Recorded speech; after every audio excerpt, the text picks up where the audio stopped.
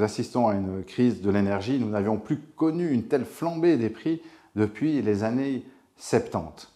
Le prix du gaz naturel s'est envolé de plus de 500% depuis le début de l'année. Le prix du pétrole a atteint des sommets depuis 2018. Cette crise de l'énergie est liée en partie à la structure particulière de ce marché. Nous pensons principalement au marché du gaz, qui est un marché où la demande est totalement inélastique. C'est-à-dire que même si les prix augmentent fortement, la demande va rester élevée, car il n'existe pas de produit de substitution. Les consommateurs sont des consommateurs captifs.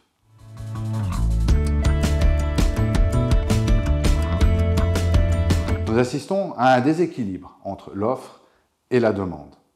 La demande a en effet fortement rebondi depuis la reprise économique conjoncturelle post-Covid. D'un autre côté, nous avons des stocks de gaz qui sont au plus bas en raison de conditions météorologiques difficiles l'hiver dernier.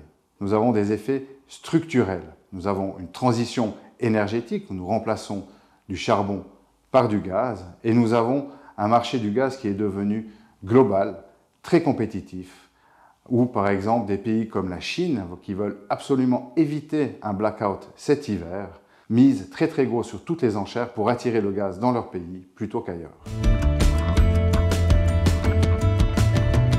Oui, forcément, le consommateur sera impacté. Tout d'abord de manière directe, via sa facture d'électricité, sa facture de gaz qui va augmenter. Nous avons par exemple les SIG à Genève qui ont annoncé une augmentation de 12% du prix du gaz.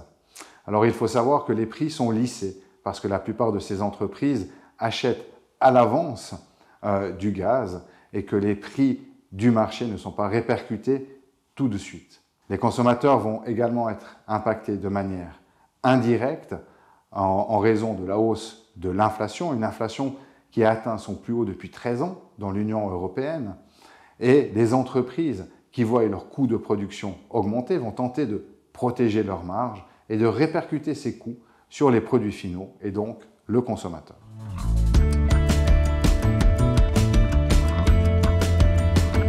Alors nous assistons effectivement à un certain paradoxe, car nous n'avons jamais eu des prix d'électricité qui étaient autant élevés, nous n'avons jamais eu des prix des certificats CO2, donc les droits de polluer qui étaient autant élevés.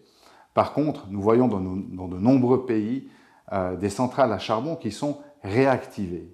Parce que suite à cette hausse du prix du gaz, il n'est plus rentable de produire de l'électricité avec du gaz, alors qu'on est encore rentable de les produire avec du charbon. C'est aussi, entre guillemets, positif pour les énergies renouvelables qui ne sont pas impactées par ces prix des matières premières. Le soleil ou le vent sont disponibles gratuitement.